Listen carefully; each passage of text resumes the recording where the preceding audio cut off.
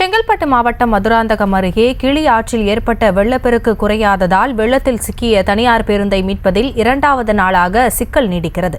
இதுகுறித்த கூடுதல் விவரங்களோடு இணைகிறார் எமது செய்தியாளர் அருண். அங்கு சிக்கியிருக்கக்கூடிய பேருந்தை மீட்பதில் என்னென்ன சவால்கள் இருக்கின்றன, கள நிலவரம் என்னவாக இருக்கிறது?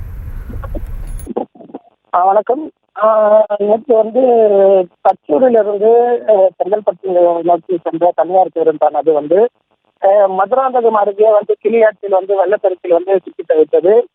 இந்த பேருந்தில் தனியார் பேருந்தில் பயணம் செய்த பயணிகளை பொதுமக்கள் உதவியுடன் மீட்டும் நிலையில கடந்த நேற்று மாற்றிய பேருந்து தற்போது வரை மீட்கும் பணியானது நடைபெறவில்லை.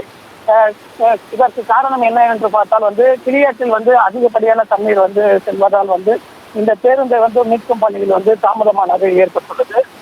இந்த பேருந்தை மீட்கும் பணி வெள்ளப்பெருக்கு குறைவான பட்சத்தில் இந்த பேருந்தை மீட்கும் பணியில் ஈடுபட்டு உள்ளதாக தெரிவிக்கின்றனர். விவரங்களுக்கு நன்றி அருண்குமார்.